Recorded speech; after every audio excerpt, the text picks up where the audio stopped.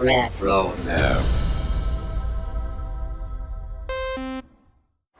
What's up, guys? This is Daniel Logan, Boba Fett from Attack of the Clones, the Clone Wars, Book of Boba, Skywalker Saga game, and hopefully many more things in the Star Wars galaxy.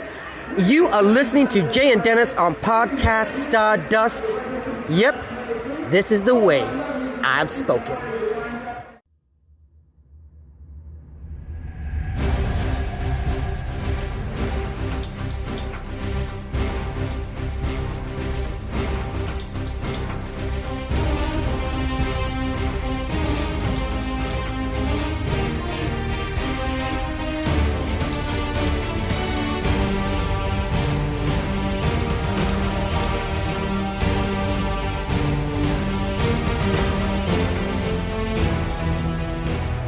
Welcome to Podcast Stardust. This is the fully armed and operational podcast dedicated to Star Wars news, reviews, and discussion. I'm Dennis Keithley. And I'm Jay Krebs. And we've got the next installment in our Revenge of the Sith series in this episode. But before we get into that, Jay, I want to remind everybody where we can be found around the internet. Absolutely. We are on Facebook and Instagram, conveniently at Podcast Stardust. All right, the digital line, the signal is boosted to maximum output, the shield is down. We are now broadcasting to the galaxy. So last month was where the fun began with the first installment of the series, and now we're getting into the second part of this opening act of the movie, where they're going to be trying to rescue Chancellor Palpatine. We get our showdown with Count Dooku, our first meeting between the Jedi and Grievous here. It's another great segment of the movie. We got a really great discussion coming up here, Jay. We do indeed. So with no further ado, let's go ahead and get into that. We got a great guest, and I can't wait to introduce her. So I'm really excited to introduce a new guest to the show. Joining us for the first time is Jim Sopchockchai. Did I get that right, Jen? Almost close. Okay. I'm sorry. From The Long Take, Jen, welcome to the show. We're really excited to have you here. And thanks for joining us. Well, thanks so much for having me. I know I've really enjoyed your show. I do tend to listen to Star Wars podcasts seasonally, like when there's a show on, I'm locked in. And right now it's Oscar season, so I've been a little bit distracted. But I'm so excited that you asked me to come on. I've been meaning to have you here for months now, so I'm really glad that you were available. Yeah, and I echo that definitely. I don't mean to interrupt you there, Dennis. But Jen, I've been so eager to talk to you because, you know, we've never actually spoken on a podcast before, which is crazy because we move in, you know, like a Venn diagram of podcasting. So Yes. we finally get to cross over. Yeah, 6 degrees of separation probably, right? Right? Exactly. Yeah. All right. Well, then let's get this started with our general questions about Revenge of the Sith. And first up is, what was your first experience seeing Revenge of the Sith? How old were you? Who were you with? What do you remember about it? Yes, so Revenge of the Sith is a pretty special movie to me because it was released not just the year that I graduated from college, but the month. So I had, unsurprisingly had a lot going on when the premiere happened. But it was a great culminating moment because it aligned with the timing of that. I feel like it was kind of the capstone of my adolescence or young adulthood because I had, Phantom Menace came out in 99 when I was just, finishing high school, 2001 started college. So it was like I brought my Phantom Menace poster to my dorm room and prominently displayed it on the wall. And I took it down and put it back up every single new dorm room that I had my whole time. So Nice. suffice it to say, it was like a very exciting premiere. And so I definitely saw it in theaters. And I remember seeing it with my family. And I think my love of movies today is really can be traced back to them because every blockbuster, and especially Star Wars, we would always like get all, I grew up with my extended family, my aunts, my cousins, my grandma. We would all, like 12 to 14 of us would end up like, piling into the theater, taking up way too much space. And so, yeah, I have really fond memories of the prequel era in general, going to the theater. That's awesome. You and I have that in common in the to the degree that I was graduating from law school the same month that this came out. And I remember it kind of considering it a reward for myself for getting through all of that at the time. That's perfect. That's awesome. So another question that we have for you, Jen, is what is your favorite scene from Revenge of the Sith? So I thought about this a lot because I figured that you would be asking it, and I was like, I don't want to pick the last scene, but I'm gonna pick the last scene, the final, because I think the shot of the side view of the Vader helmet sliding onto Anakin and the sound work in that scene is so incredible with the sort of decompression noises. Like that shot, that single shot, not even that scene, is just etched into my brain. And it has been ever since I've seen the movie. And I think that, that really solidified to me the success of the trilogy. Is that moment was so satisfying. Everything kind of literally clicks into place, right? And I think there was a lot that I noticed when I rewatched in preparation for talking to both of you. The sort of like the editing in that scene is really brilliant because we're going back and forth between Padme on an operating table and Anakin on the operating table, and just it's just so I could go on and on and on, but that to me is like they stuck the landing. Very cool. I like it. So true. Yeah, it is. It's so profound because it does really bring everything back full circle. And that was the whole reason for Revenge of the Sith, was to allow us to see how Darth Vader became Darth Vader. And so definitely satisfying for sure. Yeah, and I'm really glad you explained that, because one of the issues I always had with this movie is that I had hoped going into it that they would somehow preserve the secret that Anakin was Darth Vader, so that if you're watching the movies in chronological order, by and you get to Empire Strikes Back, you still have that surprise. But you basically have to make a choice when you're showing it to somebody the first time. You want them to be surprised that Anakin falls to the dark side and then, or that he's Luke's father later. But the way you explained it there makes me feel better about that. That's a good point. I like that. And I just love the sound effect of when that helmet goes on, that little sucking sound with a thunk that happens. Great sound work that they did there. Okay, last question before we get into the segment. Who is your favorite character in Revenge of the Sith? So I love Obi-Wan Kenobi, and that was my kind of knee-jerk reaction to thinking about my answer to this question. He's easily the MVP of this movie, both in terms of Ewan McGregor's performance and in terms of just Obi-Wan as a character. Like, he starts to move closer to Alec Guinness's performance of the character, and just like, he has the high ground in this movie, not just in that one scene. So that would be the kind of like, that was like instantly where my brain went. But I'm going to give a shout out to Yoda, because I think we often think of the prequel trilogy, and rightly so, as Darth Vader's origin story, right? And bridging that gap between the trilogies. But it also has like a really great through line for Yoda, and it really explains in a believable way why he went and became a hermit on Dagobah. Yeah. And so I really, and in that, I feel like you can really feel that in this movie, where you can just, the facial expressions, they take the time to sort of show the weight that this failure is having. And then, so to think about him saying, "Into exile I must go, failed I have," and the like heavy burden he's feeling when he says that, we can trace that all the way to The Last Jedi, when he tells Luke, "The greatest teacher failure is.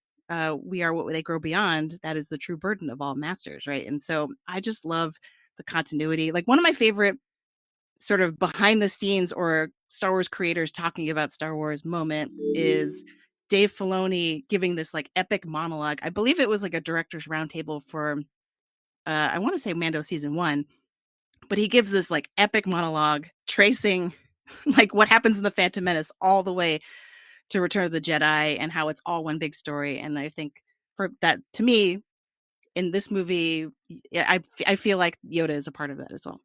Another stellar observation. Yeah, no, that's fantastic.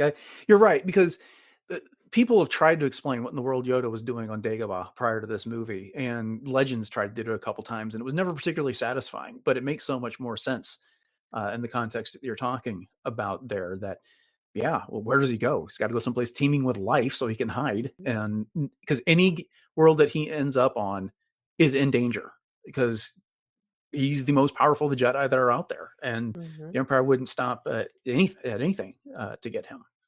So no, that's fantastic.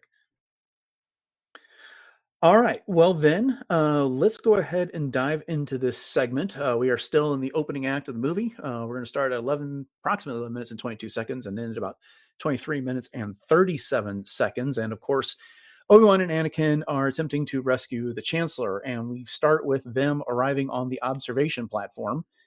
Chancellor Palpatine is restrained in a chair that looks very much like the Emperor's throne in Return of the Jedi. The battle is raging outside the windows, mixing that up with window.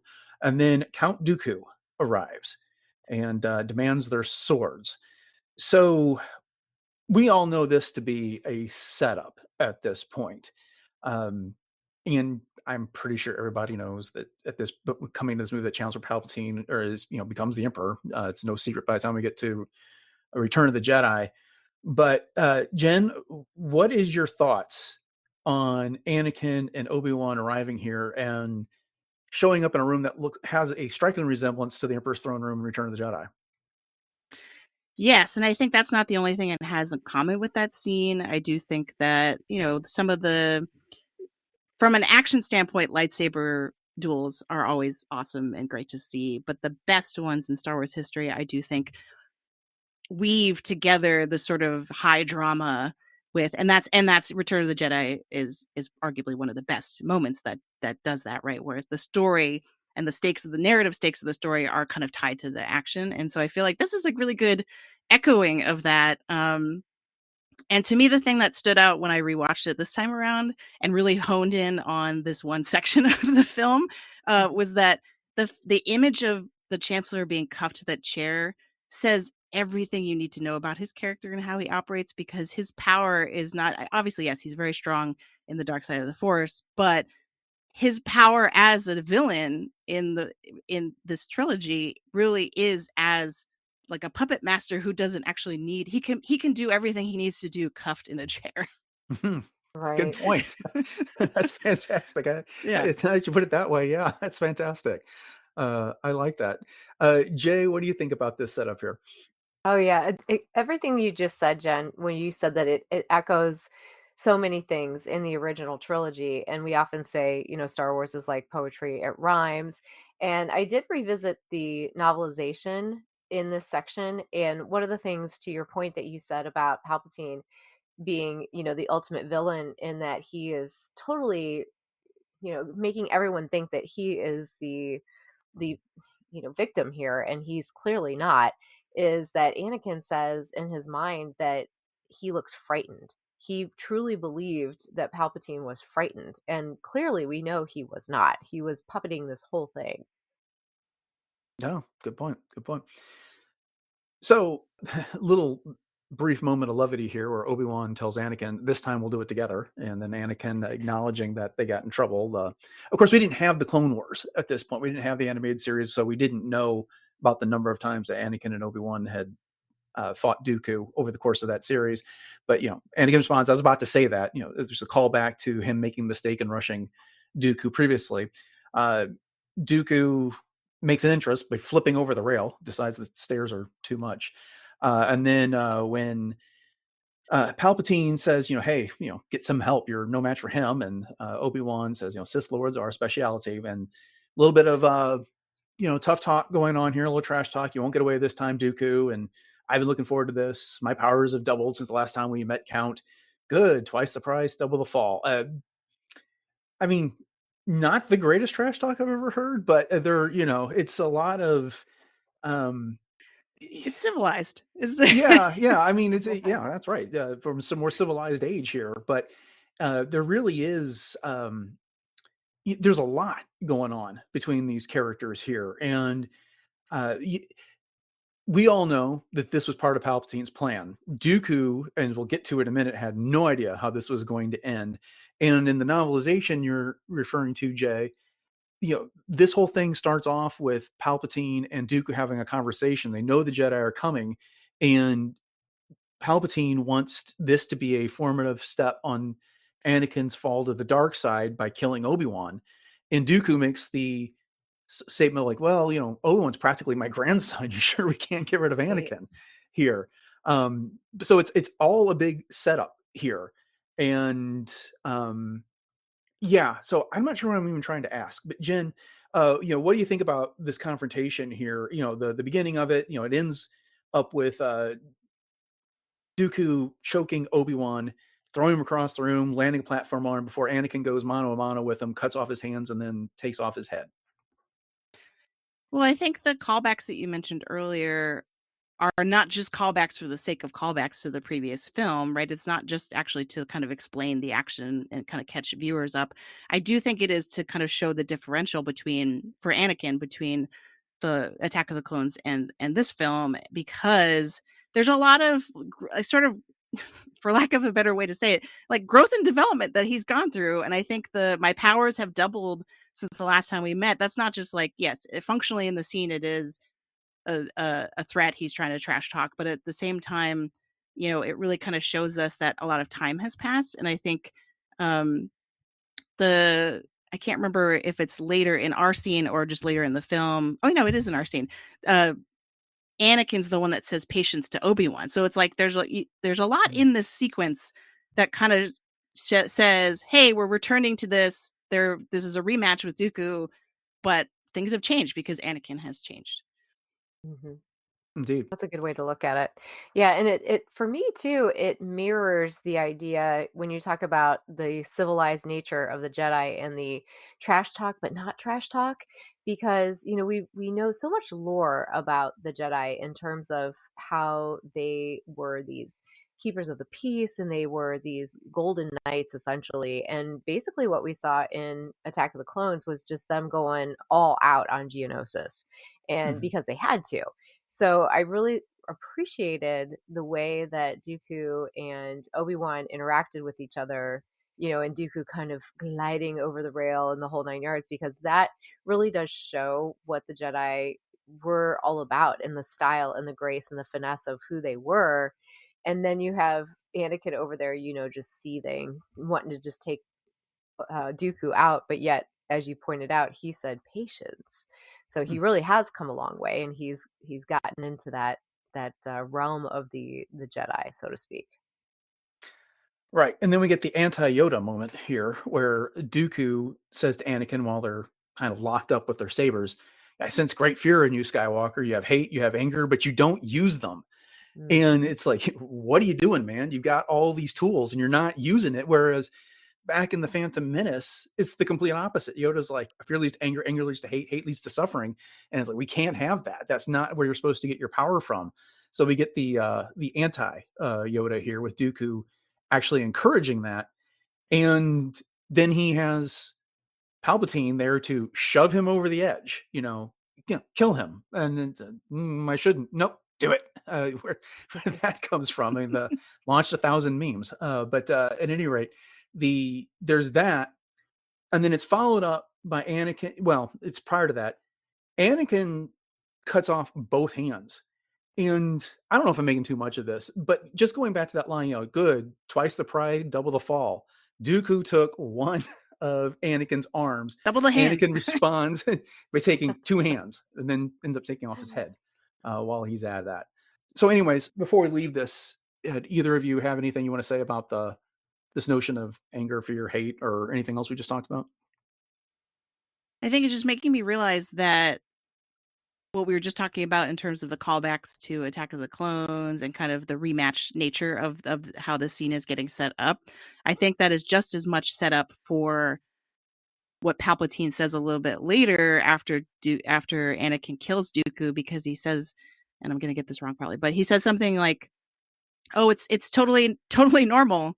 You were just taking your revenge. He took your hand," and he doesn't say you took two of his, but he says like, "And you got your revenge," right? And so I think it makes the scene really cohesive in terms of like Palpatine's agenda and kind of Anakin's position in this duel, right? And what's at stake in terms of him kind of teetering towards the dark side. Right, right. Mhm. And to that end, I think sometimes this movie gets shortchanged, where people will say that Anakin fell way too easily to the dark side. But then if you sit back and you look at these moments, it started in Attack of the Clones with Anakin getting upset, over his mother's death and slaughtering the Tuskens. They even play the little Tusken sound effect here when they're talking about the notion of revenge, and then Palpatine giving those gentle pushes constantly. And this, it's you want revenge. That's natural. No big deal. Should take his head. Of course, anyone would have done that. But so, yeah. And then we'll see it over the course of this movie, encouraging him, giving him the things he wants, and then telling him that the Jedi are denying you and that there's this power that awaits for you if you'll just do as I say. And I've only got your best interest at heart, where it comes down to it. So any last observations for you, Jay, for this section? No, I mean, basically, just as you pointed out, the whole grooming process, it was a long process. And I know sometimes people don't really realize that, how many years went into this, because, I mean, essentially, he's been around Palpatine since he was 9, 10 years old. So he's had a long time to get these thoughts into his head and, to be around him. Indeed. And then, okay, I lied. One last thing about this section of the movie. Anakin moves to save Obi-Wan, despite the fact that Palpatine is standing behind him, telling you, leave him or we're never going to make it here. And Anakin says, like, no, he seems to be fine. His fate's going to be the same as ours. For me, it just is one of those elements that builds up the brotherhood that those two have, that just makes the ending of this movie so much more tragic when it gets down to it, that those two are they end up facing off in the manner in which they do. It's also really good foreshadowing for when he's with Mace Windu, because he's the one who says, no, don't kill him. Obviously he has another agenda because he's like, I need him, right? So it kind of comes out that maybe that's not the whole picture, but he does say this is not the Jedi way, that and there's an echoing there that I think is very powerful, that like, because I think to make Anakin's transformation to Darth Vader believable, we have to kind of believe that he is good also, right? And I think that there's this moment and moments we get later on really show that. And I think if the movie didn't have those, it would not be as successful. Good point. Agreed. All right. So setting up the next scene, we see the invisible hand. We're in the bridge. Grievous is telling his crew to prepare for attack. And we got a Republic cruiser pulling up alongside of it, and some really great shots of the Republic and Separatist cannons and their crews, droids on one ship and clones on the other, firing at each other. You kind of get a feeling of that if you ever get to do Rise of the Resistance in Disneyland or Disney Hollywood Studios in Orlando. We get a Wilhelm scream from a clone, so keeping that tradition alive. But the bigger part of the action here is Anakin and Palpatine get to the elevator. Anakin's, of course, carrying Obi-Wan. The elevator's not working. And then as the two ships starts firing upon each other, and Anakin's trying to get R2's help, activating elevator 3224, the Republic ship makes a critical hit on the invisible hand. It starts to go down. R2-D2 falls away from the console. He's got one of the Jedi starfighters plummeting right behind him. And then Anakin and Palpatine, that's the thing with Star Wars names, they end up running down the elevator shaft, and R2 falls into a pile of debris, and he narrowly escapes getting hit by one of the starfighters. And then after the invisible hand manages to reverse some stabilizers, magnetizes, fire emergency booster engines, all the neat tricks, they kind of level out there. And this is about the time Obi-Wan wakes up. So this action scene here, pivotal, too much, gratuitous? What do you think, Jen? I mostly think of it as comic, and because first of all, the moment where they're waiting, it's not too long, but they are waiting in front of the elevator long enough that the phrase "the elevator's not working" does feel like they're in an office building a little bit. And so that between that and R2 falling, and first of all, R2 hopefully getting paid overtime during this whole sequence, because he's getting nothing but flack. But he's really trying to get the job done. I feel like he's being very underappreciated. So I think at the surface and functionally the scene is very comic, but I think the sort of narrative significance of that is to sort of show that when Obi-Wan wakes up, he has no knowledge of the darker thing that has transpired between Anakin and Palpatine, right? Because he was unconscious for the whole thing. And so I think it's important for the scene to get pretty quickly after Dooku's death, to get back to the sort of cavalier kind of adventure, like, oh, how are we gonna get out of this? Everything's going wrong. So I think the comedy is really important in terms of to establish that there's nothing suspicious that just happened, even though we know that there very much was. Yeah, for me, I think actually it's a little bit more philosophical. The way that I look at it is that this is the shift. You know what I'm saying? Like as soon as Anakin does that to Dooku, we have a shift in the whole paradigm of things. And so to me, it's representative of the way that even though at this point, Anakin is obviously still good, he's teetering on that edge, but we can sort of see where things are falling towards the destructive side. And, and the Jedi are blind to it because Obi-Wan hasn't seen any of this stuff happen. So I guess I read too much into things, but I'm so about the psychology of all of the characters and the underlying meanings of things that I can't help but to see it that way. Mm-hmm. Mm-hmm. You brought up a good point, Jen, that Obi-Wan had to be unconscious so he couldn't see what happened between Anakin, Palpatine, and Dooku back there. And when this is all over, the segment we're talking about here, this movie was on one of those always on channels on Disney Plus. So I watched the whole thing after I watched this segment. It was nice the way that worked out. But Obi-Wan, when he's convincing Anakin, he's the one that needs to soak up all the adulation from the Senate. And, he's the one that gets to play the hero. One of the things he says is that you killed Count Dooku. So we know that he knows that he killed Dooku. But to your point, Obi-Wan doesn't know how and what he killed. Clearly it would be a big deal, but what am I trying to ask? What do you think? To the extent you can speculate and on the responses and what this means, what do you think there? I mean, this is a secret that Anakin and Palpatine are going to share going forward, and at this point, Anakin has no idea he's going to follow the dark side and become Darth Vader, and that's a pivotal step. But what does that say to you? Well, I think it really speaks to Palpatine's power over people through the narrative that and the rhetoric he tries to instill, right? He convinces people, and I mostly mean Anakin and Dooku, I guess, but he convinces people that they're the only ones that are like in on the plan, because the look on Christopher Lee's face Yes. when he's like, kill him, he's like, huh? What? Like, I thought we were in this together. Like, I thought I was in on the plan, and this is not the plan, right? And so I do think that is part of his power, but it also speaks to the larger power of sort of narrative in the galaxy, right? Because Obi-Wan is also spinning kind of a certain sort of narrative of the events, right? He's saying like, oh, well, you were the hero, I had nothing to do with it, you go soak up your adulation from the politicians, right? You defeated Dooku and saved the Chancellor. So it's like, it's really interesting to see multiple, it's not just Palpatine who's kind of spinning events. It's something that everyone's doing during this period, which is partly where we get into trouble, I think. Mm-hmm. Mm-hmm. Yeah, I love that expression that Christopher Lee had, because on the one hand, you can mistake it as like, wait, he's going to kill me. But no, it really is. It's the betrayal. It's like him just realizing in that moment the depth of the betrayal that Palpatine is engaged in there. Jay, what do you think? Oh, no, yeah. I mean, he realizes at that point that he's been played big time. Mm-hmm. Yeah. All right. So yeah, Obi-Wan's up now. And so as Jen just pointed out, he has no idea any of the stuff that's just happened. And he's like, yeah, I missed something, I think is what he says when he finally comes to. And bit of a situation here. And so, he's on Anakin's back. Palpatine's hanging from Anakin's feet. Anakin is watching this elevator come barreling down towards them. And then they let go. They go sliding. They use some grappling hooks to swing through an open door.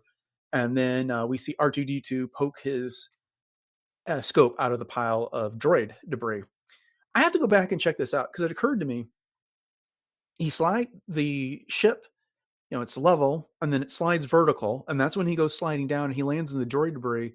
But then the ship goes horizontal again, and I don't think that pile of debris moved. So I'm not sure if that's a continuity issue or if we just didn't see it. And I'd have to go back and revisit that scene.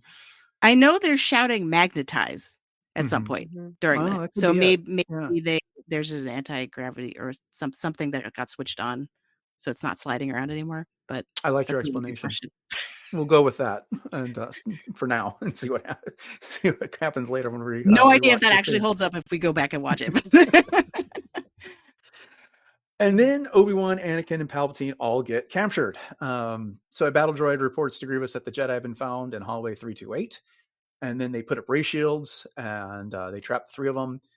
And then there was an old, can't remember if it was on DVD or VHS or what it was, but there was some sort of a Star Wars trivia game.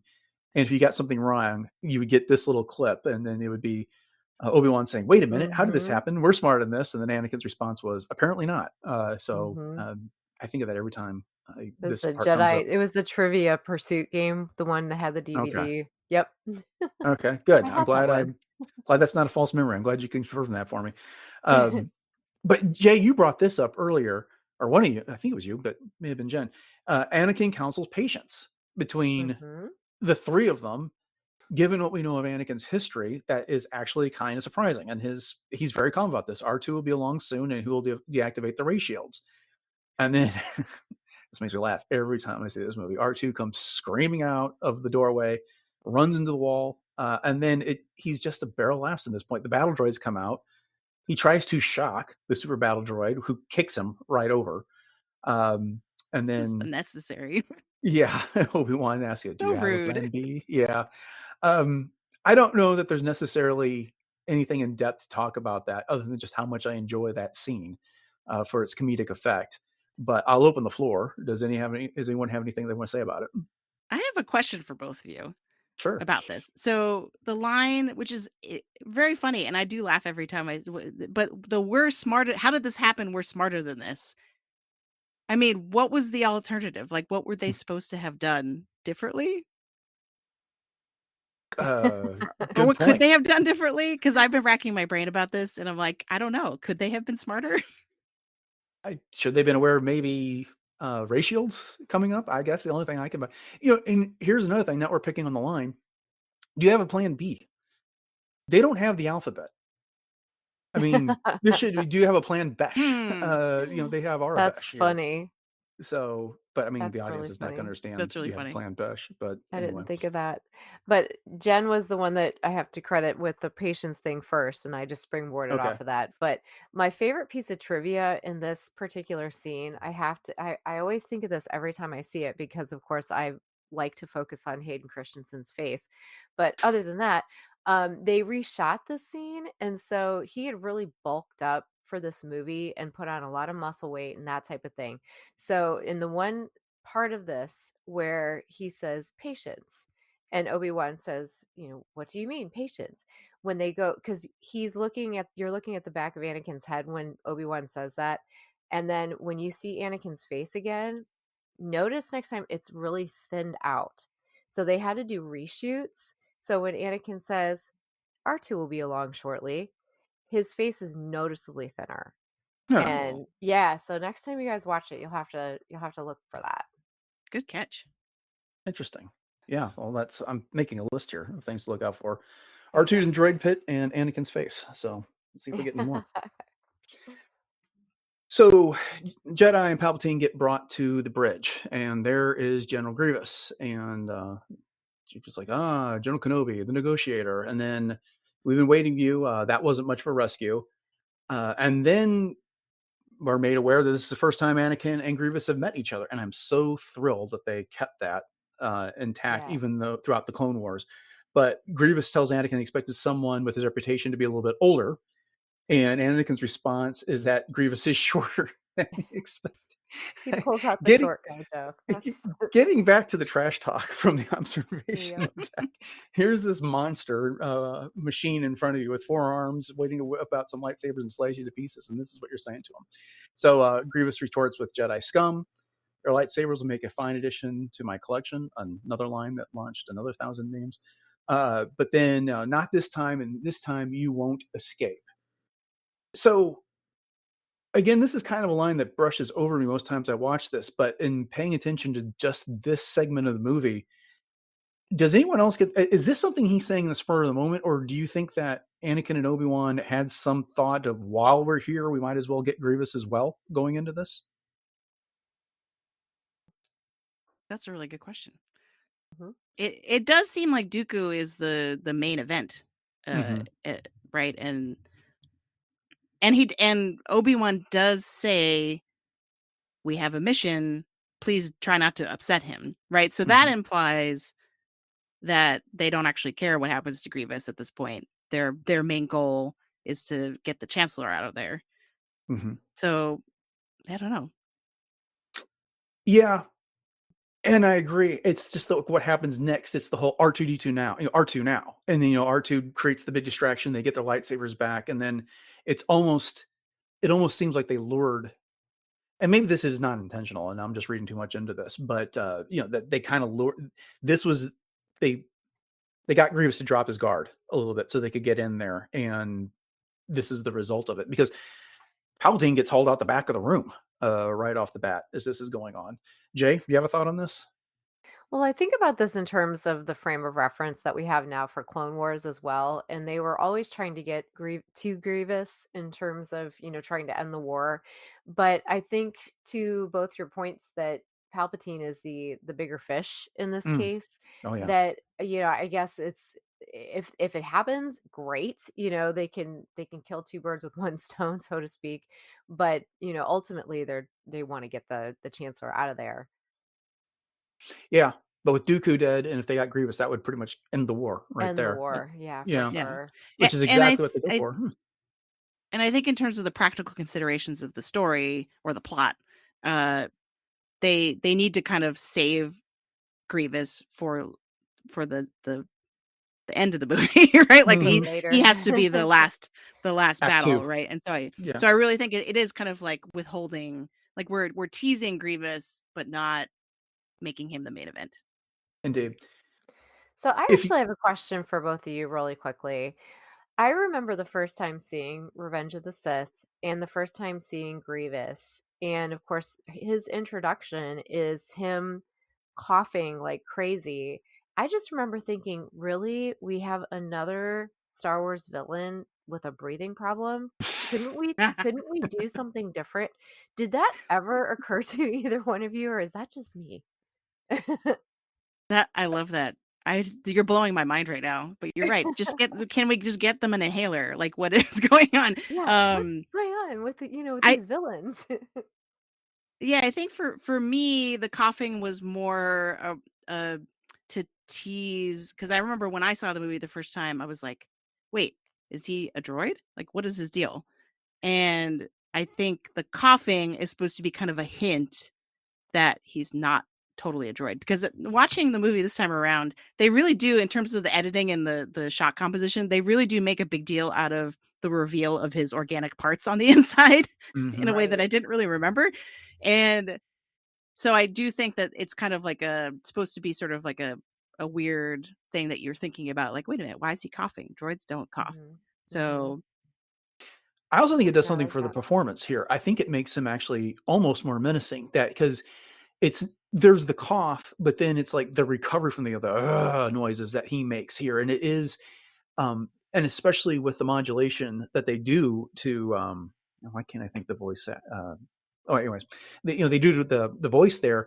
It's kind of like SM-33 and Skeleton Crew here. There's a lot there that, it humanizes him. In this case, it makes him almost more menacing here. It's because it's not just this big robot voice that we're getting here. It's got something that is capable of conveying menace and anger and stuff like that. And the cough, I think, just kind of is almost a punctuation or an exclamation point on all of that.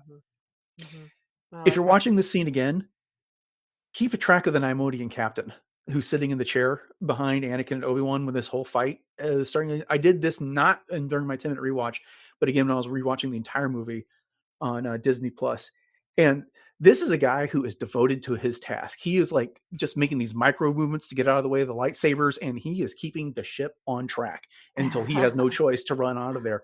But that guy deserves a medal for his commitment there. Next time you watch the movie, check him out. Nice. I'd never noticed it before. We also get the Magna Guards here. I gotta tell you, I thought these things were super cool the first time I saw this movie, and super creepy that you could take off one of their heads and it's still spinning the staff around and going to town fighting those guys, and hard to destroy. And I think they're important in that regard, because the battle droids are really only dangerous in numbers when it comes down to it. They're practically not a threat at all. But these guys bring some real menace to what's going on there in the fight. I don't know if there's any more of a point to make that, but if anyone else has anything they want to say about the Magna Guards, you're more than welcome to. Cool The thing cape. that struck Oh, go ahead, Jay. I was just saying cool capes. They have cool Yeah. capes. Well, I was going to say something about the capes too, because I think that was the thing that I sort of picked up on scrutinizing this section of the film, was that I'm like, oh wait, they have capes kind of like Grievous. Uh-huh. And so to me, they kind of are presented as like mini boss Grievous in certain ways. But again, if I'm overthinking it, then maybe that is also meant to sort of imply falsely that Grievous is a droid too, right? Or like, because they're sort of made in his image a little bit. Mhm. No, I don't think that's over analyzing at all. I mean, because there's an evolution of the battle droids. We've seen the battle droids, we've seen the super battle droids, we see the droidicas and stuff like this. And like I said, in numbers, they can be menacing, but the Jedi always seem to get the better of them. But Obi-Wan and Anakin just don't slice through these guys. These are something that they have to really fight. And I actually think it makes Grievous a little bit more imposing later in the conflict between Obi-Wan and Grievous when they get Utapau there. So no, I think there's definitely something to that. Besides, they also have those cool electro staffs that make great noises as they spin them around. Oh yeah, Um, yeah. And the capes actually have the Kalish like symbol on them too, which was what Grievous Ooh, I haven't noticed that. was before. Oh yeah. Yeah, you Okay. have to look next time. So and that's another thing too, Jen, to your point, is that they were cohesive as part of Grievous's little army. So you wonder if he almost, would have commissioned them himself as far as saying these are going to be my personal guard kind of thing. So this is followed up by Grievous getting a hold of one of the electro staffs and then throwing it through the window so that he can make his escape as he flies out into space. And then until that bulkhead closes and keeps everyone else from getting sucked out into space. And then the Jedi destroy the rest of the battle droids while the other Nymodians that were on the bridge run out. And so they take over the bridge. Grievous, and I had never noticed before, you can see him crawling across the top of the ship before he drops down into that hole. I don't know how I missed that, but it was new to me. And he gets into a escape pod and then ejects all of them. And so, this is one of the most dastardly things he did. There was plenty of people that needed those escape pods, but he got rid of them simply so that the Jedi and Palpatine could not use them there. Okay, all that being said, is Grievous at all disappointing to you in this movie? I mean, because he's got the voice and he can say some menacing things, but he ran from this fight and he doesn't particularly last long against Obi-Wan Kenobi. And going into this movie, he has such a reputation as being this Jedi killer. They built him up through various articles online, and we got to see Genndy Tartakovsky's micro series, the Clone Wars, where he did a far more damage than that. But in this, he's just, I don't know that he necessarily lived up to the reputation. I'd say that in this scene specifically, I think it is a purposeful restraint, because the thing that struck me when I was watching is like, wait a minute, like he doesn't actually use any lightsabers in this scene, because they're saving that for the later scene where and I have to say, despite, yes, that was his many arms with many lightsabers was the launched a million memes or whatever, right? But I think when I saw that in the theater, it blew my mind. I was just like, he has multiple arms, and that means he can have multiple lightsabers. Wow, like that's so cool. So yeah. Overall, I'd say he was not a disappointment. But I do agree that in this scene, there's not much. I think that's why they have to have the Magna Guards, because their staffs are really the thing that's going toe to toe with the lightsabers, right? Mm-hmm. Mm-hmm. And I think there's a couple different ways to look at that as well. When he launches all of the escape pods, is that cowardice or is that tactical? Because if all of them are out there, then they don't know which one he's in, but I do remember thinking to myself, wow, this is a really cool character. And I know that my kids were super little at the time. They were like, gosh, 7 and 5 when this came out. But we had this game that they played that was a training remote, and you had an actual lightsaber and it picked up your movements on the screen. And there you had to battle your way through different characters. And the one culminating boss was Grievous. And I just remember the first time you had to get through beating him once, and then the second time he came back and all of his arms came out. That freaked my kid out so much. And we talk about that to this day. So, I mean, as far as the gravitas that he has overall as an impact of a character, I think was awesome. So I think it hit the mark that way. Did we want to see more of him? Absolutely, but Mhm. he definitely served his purpose in this film. Yeah, yeah. I think I expected to actually see him like kill a Jedi in this movie, but Ah, gotcha. which we Well, did not get. I was gonna say we did, but they didn't use it with Shakti. Yeah, but it's not like he ever actually went toe to toe to her in that scene. He just kind of runs with her from Good behind. point. Yes, Yeah, good. in that deleted scene on this. But another question. So he's kind of chuckling as he jettisons all the escape pods while he's sitting in there. One, so he had no idea Palpatine was Sidious. He really thought that he was getting one over on the Jedi and the Republic. It's like, I may not be able to bring him back to my master, but he's going to die in this case. And then, of course, later in this movie, when he gets to Utapau, he comes charging down the ramp of his little shuttle, and he turns on the holo image of and he's talking to Sidious in that moment. And Sidious going, "Oh, I'm going to have a new apprentice, one that's far young." But right after Grievous is like, "We lost Count Dooku. This is a big blow," and he has no idea how close he just came to completely decimating the Sith. Yeah, so true. Yeah, It's amazing what a well-placed hood can do. that's right. Indeed. It's glasses for Clark Kent and a well-placed hood for the Sith. So then we get our crash landing sequence. The invisible hand splits in two, and Obi-Wan over the Optimus says, "Not to worry, we're still flying half a ship." And then they enter the atmosphere.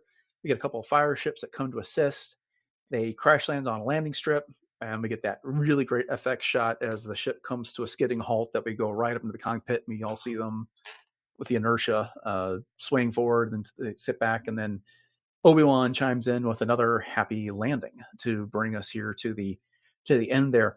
I a cool little sequence. It was something that grabbed my attention. I remember seeing that in the trailer for this movie going into the movie, and I liked that quite a bit. Had no idea what the ship was, who was on it, what was going on. Had the clones trying to put it out, but it was clearly at Coruscant, so something awesome was happening at Coruscant. But they do take out the control tower, and so I'm not sure it's quite the happy landing that Obi-Wan says it is there. Yeah. But I always think, I hope nobody's in there. yeah, really. Jen, what do you think about the final scene of this segment? Well, this has one of my favorite lines from this movie, which is, "Well, under the circumstances, I'd say the ability to pilot this thing is irrelevant." Yes, That's I a actually Which wrote just that cracks down me up too. every single time. But yeah, I think to me this is just classic Obi-Wan and Anakin, and in a lot of ways classic Star Wars, the scrappiness of maybe we didn't do it as gracefully as we could have, but we did it, right? Mhm. And I think this opening scene, what we're talking about and what you did on the previous episode, to me really had lots of notes of Anakin and Obi-Wan from the animated series, The Clone Wars, in terms of Oh yeah. their dynamic and how they were always getting out of scrapes, and so that was really nice to see that overlap. I agree. Mhm. It's Definitely the this, banter. Mhm. yeah, it's the first 23 minutes of this movie that wished there was a movie in between that got to see those two when it wasn't Master disappointed in his Padawan, and then these two in their final moments as brothers, so to speak. And some sort of mission that they could, like in the middle of the Clone Wars, where they could have had an opportunity to do some sort of adventure and again get to see more of that banter that you're talking about. If it Mhm. were being made today, certainly there would be a Disney Plus series that fits the description you just said. Oh yeah, Oh yeah. yeah. I would take it happily. Oh, For in a heartbeat. sure. Yeah. Jay, any thoughts on that? Oh yeah, I mean, I would love that.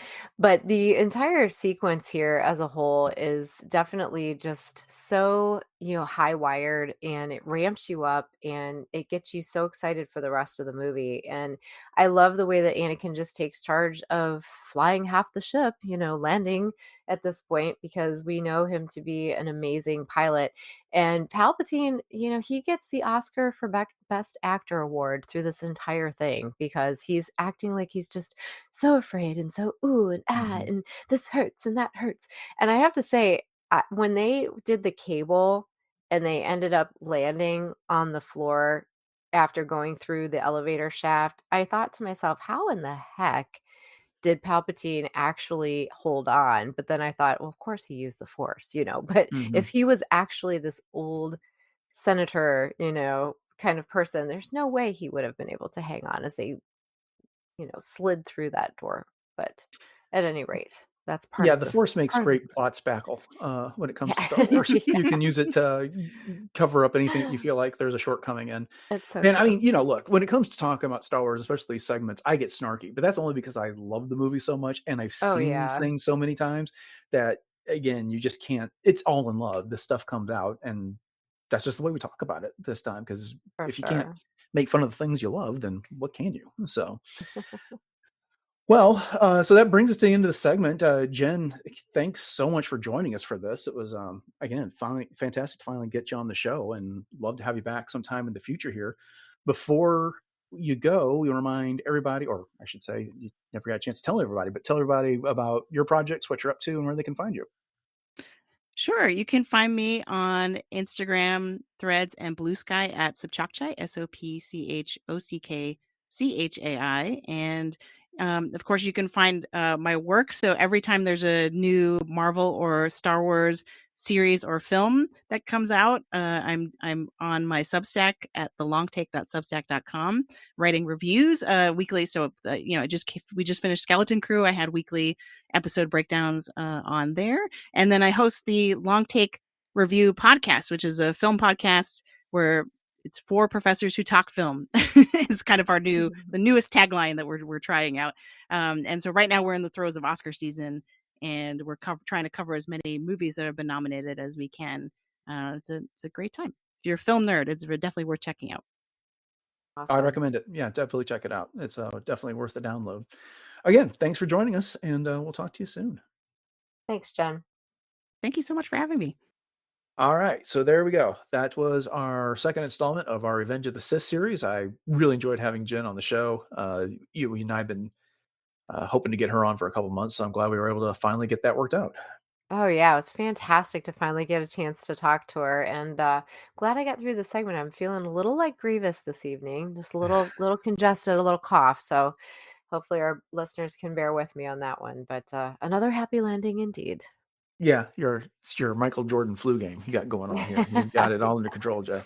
There we go. All right. Well, then, we'll want to go ahead and thank you all for joining us for this episode of Podcast Stardust and this installment of our ongoing Revenge of the Sith series. We hope you've enjoyed it. And if you want to make sure you don't miss any of the upcoming installments, we got one per month, go ahead and hit that subscribe button on your podcatcher of choice. You know how to do that. You are a podcast listener. And then from there, if you haven't done so already, we'd love it if you could like, rate, review the podcast on your podcatcher of choice. And if you want to get into some other content that we've had from the past, beyond the 100 to 200 episodes that your podcatcher is likely to carry, head over to retrozap.com. You can find the entire catalog of shows, all previous 849 of them, and some other great shows that are also on the RetroZap podcast network. Jay, you want to go ahead and fill everybody in on our social media contacts one more time and a few other places we can be found on the internet? Absolutely. So we are very easily found on Facebook and Instagram at Podcast Stardust. And you can always check out all of our Pinterest boards as well as our 2 YouTube outlets. So we are on the traditional YouTube as well as YouTube Music. So there's actually no videos, but you can watch a static picture and listen to our voices while you dive into some amazing Star Wars material. And then you can also help us out by purchasing something on our TeePublic store. So we have tons of different products over there, from t-shirts and sweatshirts and coffee mugs and all kinds of home goods. And there's 7 different show logos to pick from. So if you'd like to pick something up and support the show, the link to that will be in our show notes. All right. You want to remind everybody what you got going on in cosplay? Absolutely. So right now, you can always catch me on my Instagram, which is at j.snipscosplay, and I'm going to be gearing up for a couple of conventions here in the spring, most notably Fan Expo Cleveland in March. So you can check out my feed and my stories for all things cosplay, including Ahsoka, the Fourth Sister, Hera, my original concept Mandalorian, and a few new characters that I'm going to be debuting here very soon. Okay. So, upcoming on the show on Friday, we'll be getting into some recent Star Wars news. And then on Monday, we are revisiting the Clone Wars with our Clone Wars rewatch, and it will be the season 1 finale. Can't believe we're there already, but here we are. Yeah. So, yeah, that'll be fun. But with that, just want to say thanks for listening to episode 850 of Podcast Stardust, everyone. Have a great rest of your week. And until next time, may the Force be